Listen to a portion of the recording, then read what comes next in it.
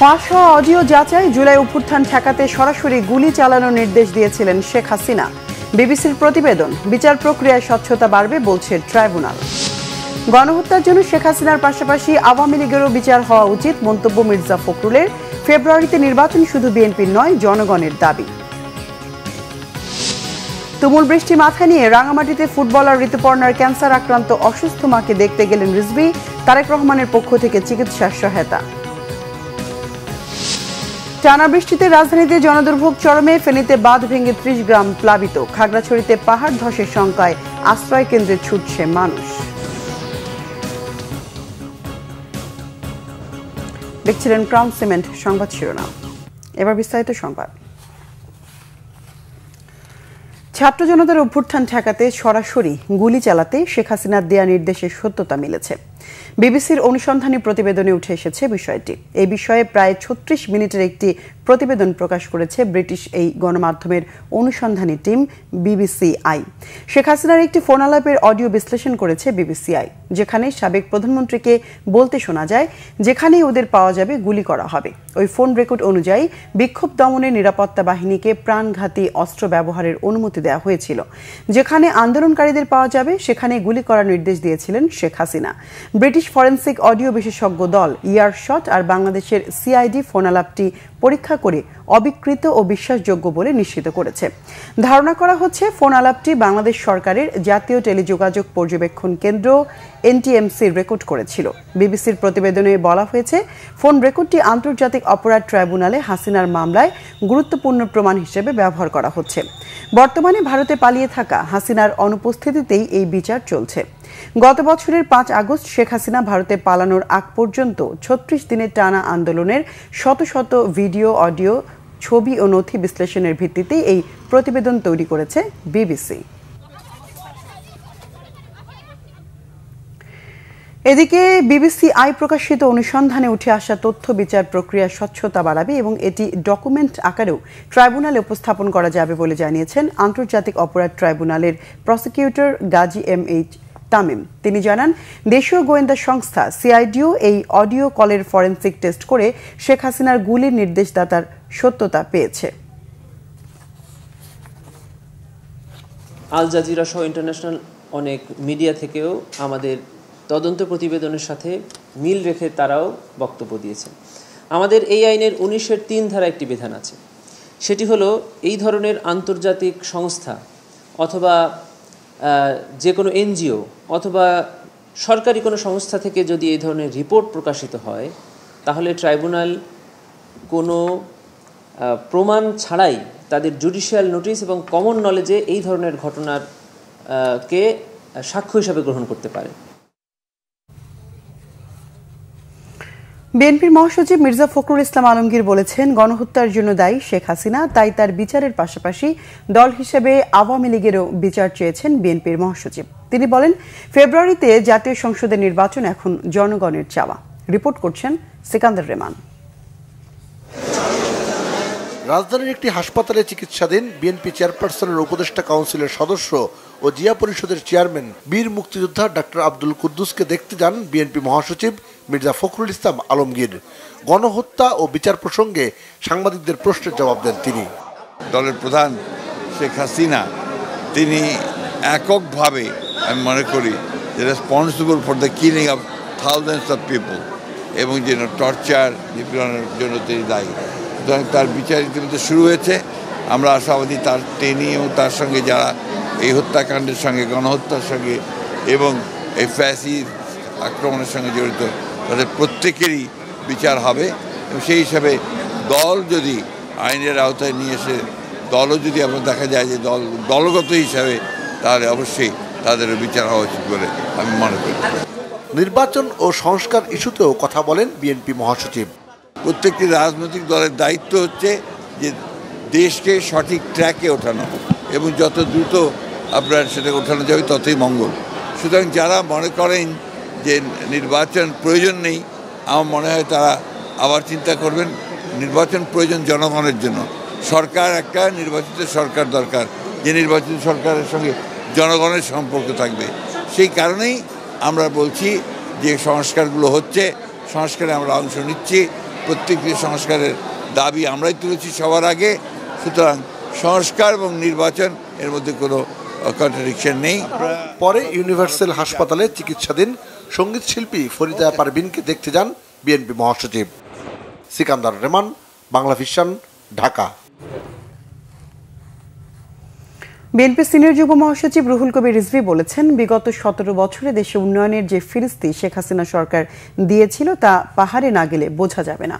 বৈরী আবহাওয়া ও তুমুল বৃষ্টি মাথায় নিয়ে দুপুরে পাহাড়ের গোল্ডেন গার্ল ফুটবলার ঋতুপর্ণা চাকমার ক্যান্সার আক্রান্ত অসুস্থ মাকে দেখতে গিয়ে তিনি এসব কথা বলেন। এ সময় তিনি ঋতুপর্ণার মা ভুজিপুতি চাকমার সাথে কথা বলেন। রিজভী বলেন, বিএনপি সবসময় ঋতুপর্ণার মায়ের পাশে থাকবে। বিএনপির ভারপ্রাপ্ত চেয়ারম্যান তারেক রহমান বিভিন্ন মিডিয়ার মাধ্যমে খবর পেয়ে ঋতুপর্ণার মায়ের পাশে দাঁড়ানোর নির্দেশ দিয়েছেন বলে জানান তিনি। তাই প্রবল বৃষ্টি মাথায় নিয়ে দুর্গম পথ পাড়ি দিয়ে ঋতুপর্ণার বাড়িতে যান বলে জানান রিজভী। ঋতুপর্ণার মায়ের চিকিৎসার সব খরচ বিএনপি বহন করবে বলেও জানান রুহুল কবির রিজভী। বিএনপি পরিবার ও রাঙ্গামাটি জেলা বিএনপির পক্ষ থেকে দেয়া 2 লাখ টাকা ঋতুপর্ণার মায়ের হাতে তুলে দেন। বিএনপি পরিবার ও তারেক রহমানকে ধন্যবাদ জানান ঋতুপর্ণার মা। তিনি ব্রেস্ট ক্যান্সারে আক্রান্ত হয়ে বর্তমানে চিকিৎসাধীন।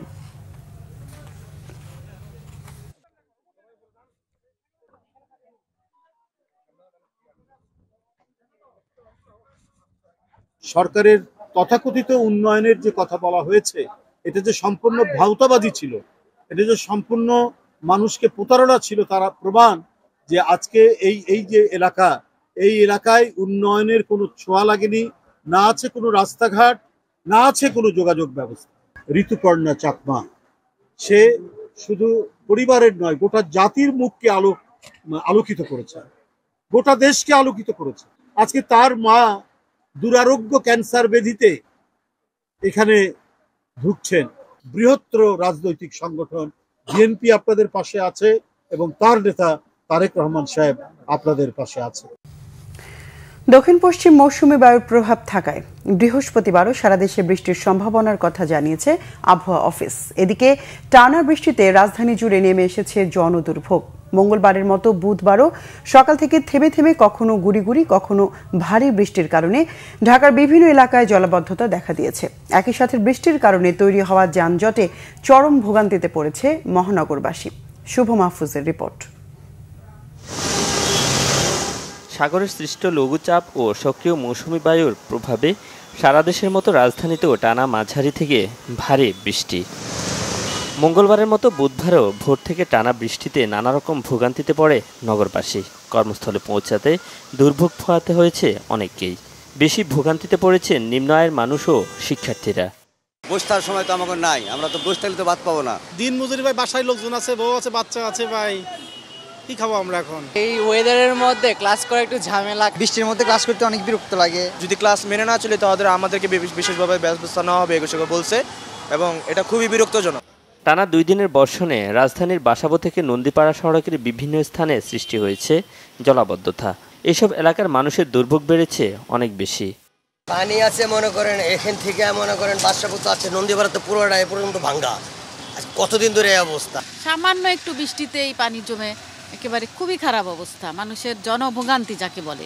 আমাদের চলাফেরা করতে অসুবিধা হয়, রিক্সা উল্টে যায় এখানে, মানে অনেক ঘটনা ঘটে আর কি। এখানে যে রাস্তা আরো সামনে গেলে বড় বড় এরকম বড় বড় গর্ত, তারপর ভাঙা, অল্প বৃষ্টিতে পানি জমে যায় আর কি। আল্লাহ নীলা খেলা, আল্লাহ বৃষ্টি দিচ্ছে, তাদের জনদুর্ভোগ হচ্ছে কিছু, তা আমাদের চলাচল করতে হয়, প্রয়োজন বেরোতে হয়। আবহাওয়া অফিস বলছে, ভারতের পশ্চিমবঙ্গ ও বাংলাদেশের খুলনা এলাকায় একটি লঘুচাপ অবস্থান করায় মৌসুমী বায়ু বাংলাদেশের উপর সক্রিয়। এর ফলে ঢাকা, চট্টগ্রাম, বরিশাল ও খুলনা বিভাগে ভারী থেকে অতি ভারী বৃষ্টিপাতের সম্ভাবনা রয়েছে। একটা লঘুচাপ রয়েছে, এটা হলো পশ্চিমবঙ্গ এবং তার সংলগ্ন খুলনা বিভাগের অঞ্চলে, এবং এই লঘুচাপের প্রভাবে অনেক জায়গায় ভারী বর্ষণ হচ্ছে, বিশেষ করে খুলনা, বরিশাল, চট্টগ্রাম এবং ঢাকার কিছু অংশ ভারী বর্ষণ হচ্ছে। এই বৃষ্টিপাত হয়তো আগামীকাল পর্যন্ত এটা কন্টিনিউ করবে, তারপর থেকে অনেকটাই কমে যাবে। অতি ভারী বর্ষণের কারণে চট্টগ্রাম বিভাগের পাহাড়ি এলাকার কোথাও কোথাও ভূমিধসের আশঙ্কার কথাও জানা আবহাওয়া অফিস। শুভ মাহফুজ, বাংলা ভিশন, ঢাকা। এদিকে টানা বৃষ্টিতে জলাবদ্ধতা সৃষ্টি হয়েছে দেশের বিভিন্ন জেলায়। নিম্নাঞ্চল প্লাবিত হয়ে পানিবন্দী হাজারো মানুষ।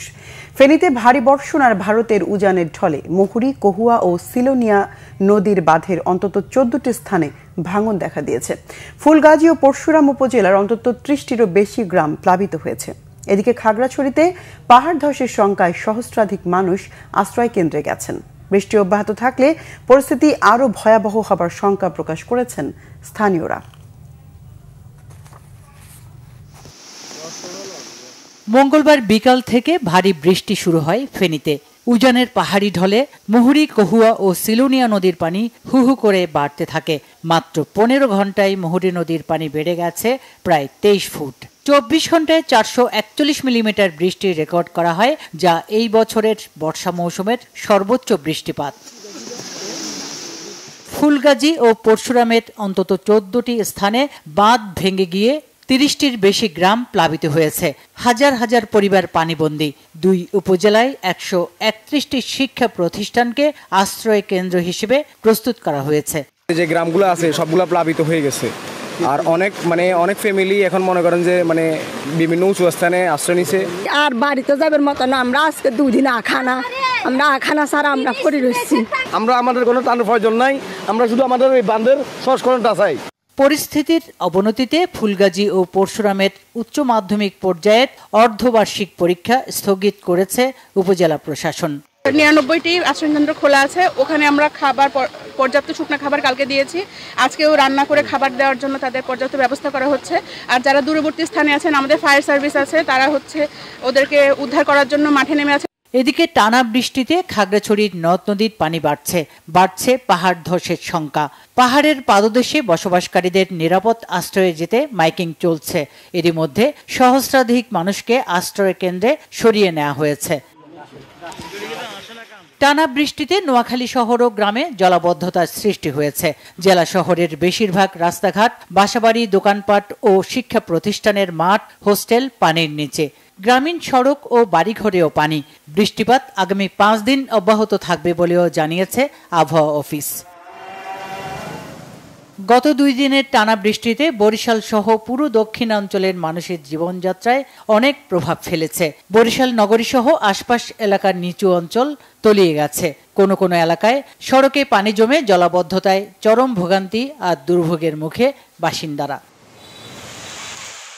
অবিরাম বৃষ্টিতে চট্টগ্রাম মহানগরীর বাকুলিয়া, রাহাত্তারপুল, পাঁচলাইশ, বহদ্দারহাট, ওয়াসা মোড়, কাপাসগোলা সহ নিচু এলাকায় পানি জমে তৈরি হয় জলাবদ্ধতা। তবে দুপুরে বৃষ্টিপাত কমে যাওয়ায় নেমে যায় পানি। এদিকে আবহাওয়া অফিস পাহাড় ধসের সতর্ক বার্তা দেওয়ার পাশাপাশি সমুদ্র বন্দরগুলোকে 3 নম্বর সতর্কতা সংকেত দেখাতে বলা হয়েছে। Bangla vision news desk. দেশি বিদেশি বিনিয়োগকারীদের আস্থা বাড়াতে মানসম্মত নিরীক্ষার তাগিদ দিয়েছেন অর্থ উপদেষ্টা ডক্টর সালেউদ্দিন আহমেদ। নিরীক্ষা প্রতিবেদন তৈরির সময় শুধু অঙ্কের হিসাব না দেখে অন্তর্দৃষ্টি দিয়ে গভীরভাবে অডিট করার পরামর্শ দেন তিনি। সকালে রাজধানীর একটি হোটেলে অ্যাকাউন্টিং অ্যান্ড এডিটিং সামিটে পরামর্শ দেন অর্থ উপদেষ্টা। তিনি বলেন, প্রযুক্তির ব্যবহার বৃদ্ধির পাশাপাশি নিরীক্ষায় নিয়োজিতদের শত দক্ষ হতে হবে। উপদেষ্টা জানান, দেশে 18 লাখ করদাতা রিটার্ন দিলেও 70% করের হার শূন্য। আর্থিক প্রতিবেদন তৈরিতে দেশের নিরীক্ষকরা স্মার্ট হলেও তারা অন্যের প্রেসক্রিপশন অনুযায়ী কাজ করেন বলে মন্তব্য করেন তিনি। বাংলাদেশ ব্যাংকের গভর্নর বলেন, আর্থিক প্রতিবেদন স্বচ্ছ না হলে সামষ্টিক অর্থনীতির চিত্র উন্নত হবে না। অডিটরদের দুর্বলতায় খেলাপি ঋণের প্রকৃত চিত্র উঠে আসেনি বলে মন্তব্য করেন গভর্নর। অনুষ্ঠানে দুদক চেয়ারম্যান ডক্টর আব্দুল মোমেন জানান, অডিটরদের দুর্বলতা এবং অদক্ষতায় অনেক প্রতিষ্ঠানের সঠিক চিত্র উঠে আসে না। অনুষ্ঠানে এফআরসির চেয়ারম্যান ডক্টর সাজাদ হোসেন ভুইয়া আর্থিক প্রতিবেদন তৈরির ক্ষেত্রে উন্নত দেশের উদাহরণ তুলে ধরেন। চট্টগ্রামের মিরসরাইয়ে মেলখুম ট্রেইলে ঘুরতে গিয়ে 2 পর্যটকের মৃত্যু হয়েছে। মঙ্গলবার ফেনী থেকে 3 বন্ধু ও স্থানীয় 2 বন্ধু সহ 5 বন্ধু মিলে মিরসরাইয়ে মেলখুম ট্রেইলে ঘুরতে যায়, কিন্তু একসময় তারা ট্রেইলে পথ হারিয়ে ফেলে। বুধবার সকালেও পর্যটকের দলটি ফিরে না আসায় স্থানীয়রা ফায়ার সার্ভিসকে খবর দিলে ফায়ার সার্ভিসের উদ্ধারকারী দল খোঁজাখুঁজি করে 2 পর্যটকের মরদেহ এবং বাকি 3 জনকে জীবিত অবস্থায় উদ্ধার করে। নিহতরা হলেন আফরান গালিব ও মোহাম্মদ হৃদয়। নিহত 2 জনই ফেনী পলিটেকনিক ইনস্টিটিউটের শিক্ষার্থী। বিপজ্জনক হওয়ায় চট্টগ্রামের মিরসরাইয়ে মেলখুম ট্রেইলটি ভ্রমণে নিষেধাজ্ঞা থাকলেও প্রতি বছর পর্যটকরা ঝুঁকি নিয়ে এই ট্রেইলটি ঘুরতে যান।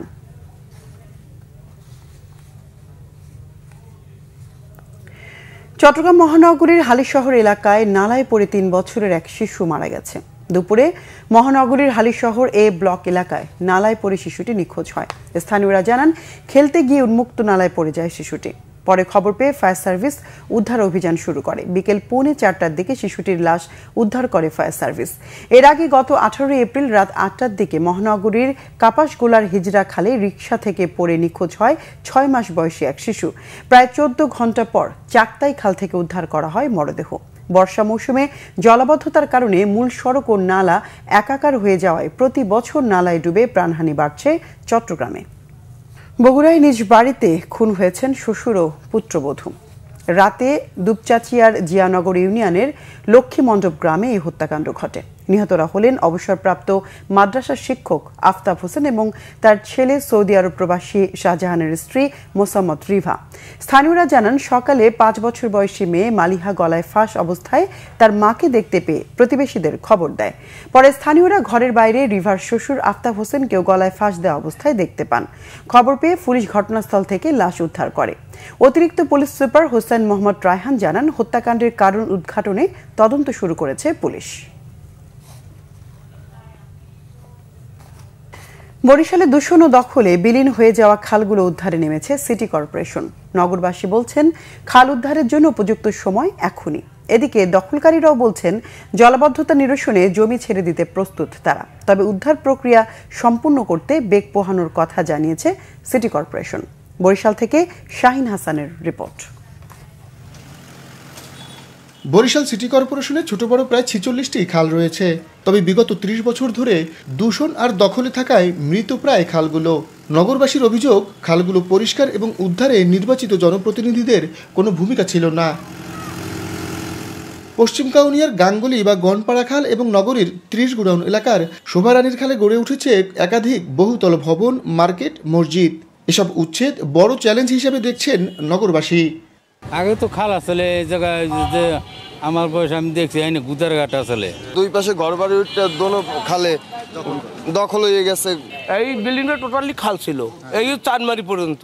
শোভারানীর খালের উপরে এইটা রাস্তা হয়েছে আর এই পাশ তো বিল্ডিং। এই দল ক্ষমতা তাই এই দল এক টেবিলের দলে কথা থাকে, নাইলে খাল আটকাই রাখবে কেন? সরকারি খাল, সরকারি সম্পত্তি। দখলকারীদের কেউ কেউ বিষয়টি এড়িয়ে গেলেও অনেকেই নিজ থেকেই দখল ছাড়তে রাজি। সরকারি জমি আমার বাড়ির সাথে আমরা ভোগ করতেছি, যখন সরকার যাবে চাহিবে আমাদের সাথে আমরা ছেড়ে দিব, নিয়ে যাবে, এটা আমাদের কোনো আপত্তি থাকবে না। আপনি যখন কিনছেন তখন কি খাল ছিল না মাটি ভরা ছিল? তখন ভরা আদা ভরা আদা ভরা ছিল। আপনি কিনে তো পুরো ভরা করছেন? হ্যাঁ, পুরো ভরা। দায়ভারটা তো আপনার না, সবাই করছে। অভিযানে নানা প্রতিবন্ধকতার কথা তুলে ধরেন সিটি কর্পোরেশনের কর্মকর্তারা। আমরা একটা জায়গায় কালভার্ট ভেঙতে গেলে দেখা যায় স্থানীয় কিছু সুবিধাভোগী লোক আইসা ওইটা প্রতিরোধ করতে চেষ্টা করে। তবে যে কোনো মূল্যে উচ্ছেদ অভিযান সফল করার প্রতিশ্রুতি বরিশাল সিটির প্রশাসকের। ক্যাবিনেট সেক্রেটারি আমাদেরকে সব প্রণোদিত হয়ে আমাদের সকল কমিশনারকে বলেছেন যে এখন উপযুক্ত সময়, এই সময় আপনাদের যত কিছু উদ্ধার করার আছে সব উদ্ধার করে ফেলেন। দখল হয়ে থাকা শোভারানীর এই খালের মতো অন্যান্য খালগুলো উদ্ধার করা নগরবাসীর প্রাণের দাবি। ভোটের অঙ্ক না থাকার এই সুযোগে এসব খাল উদ্ধার করা হলে নিরসন হবে জলাবদ্ধতা, বলছে নগরবাসী। শাহিন হাসান, বাংলা ভিশন, বরিশাল। দেশের বিভিন্ন জায়গার আরো কিছু খবর নিয়ে এখন একটি ডেস্ক রিপোর্ট দেখুন। সড়ক দুর্ঘটনা প্রতিরোধে প্রশিক্ষণ কর্মশালা হয়েছে ময়মনসিংহে। সকালে নগরীর পাটগুদাম ব্রিজ শ্রমিক ইউনিয়ন কার্যালয়ে জেলা মোটর মালিক সমিতি ও শ্রমিক ইউনিয়নের যৌথ উদ্যোগে কর্মশালাটির আয়োজন করা হয়। সেনাবাহিনীর পৃষ্ঠপোষকতায় এতে অংশ নেন শতাধিক বাস ও ট্রাক চালক। রাজশাহীতে চুরি, ছিনতাই ও হারিয়ে যাওয়া 83টি মোবাইল উদ্ধার করে গ্রাহকদের হাতে তুলে দিয়েছে পুলিশ। রাজশাহী মেট্রোপলিটন পুলিশ সদর দপ্তরে এতে উপস্থিত ছিলেন পুলিশ কমিশনার মোহাম্মদ আবু সুফিয়ান। জুলাই আগস্টে শহীদদের স্মরণে স্মৃতিস্তম্ভ নির্মাণ কাজের উদ্বোধন হয়েছে সিরাজগঞ্জে। দুপুরে বাজার স্টেশনের মুক্তির সোপান চত্বরে এতে উপস্থিত ছিলেন জেলা প্রশাসক মোহাম্মদ নজরুল ইসলাম ও জেলা বিএনপির সাধারণ সম্পাদক সাইদুর রহমান বাচ্চু সহ অন্যরা। খাগড়াছড়ি জেলা পরিষদের অস্থায়ী চেয়ারম্যান হিসেবে দায়িত্ব গ্রহণ করেছে শেফালিকা ত্রিপুরা। সকালে জেলা পরিষদের সম্মেলন কক্ষে দায়িত্ব গ্রহণ শেষে তিনি বলেন, জেলা পরিষদ হবে জনবান্ধব ও দুর্নীতিমুক্ত। টাঙ্গাইলে বিভিন্ন শিক্ষা প্রতিষ্ঠানে সুলতান সালাউদ্দিন টুকুর পক্ষ থেকে বিনামূল্যে গাছের চারা বিতরণ করা হয়েছে। সদর উপজেলার কাকুয়া ইউনিয়নে এতে প্রধান অতিথি হিসেবে উপস্থিত ছিলেন জেলা মহিলা দলের সাবেক সাধারণ সম্পাদক অ্যাডভোকেট মমতাজ করিম। বৃক্ষরোপণ কর্মসূচি পালন হয়েছে সাভারের আশুলিয়ায়। দুপুরে ইয়ারপুর ইউনিয়ন পরিষদে এতে প্রধান অতিথি হিসেবে উপস্থিত ছিলেন উপজেলা নির্বাহী officer Mohammad Abu Bakar Sarkar. Bangla vision news desk. সংবাদ শেষ করব ক্রাউন সিমেন্ট শিরোনামগুলো আরেকবার জানিয়ে।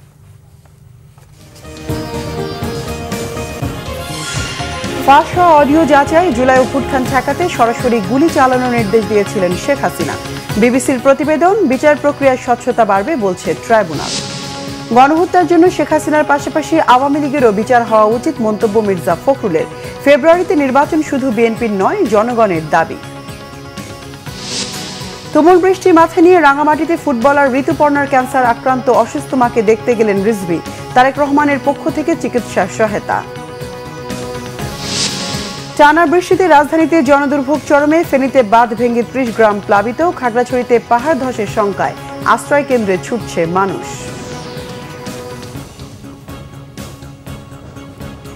দর্শকের ছিল এখনকার মতো। পরের সংবাদ সন্ধ্যা 7:30টায় দেখার আমন্ত্রণ রইল।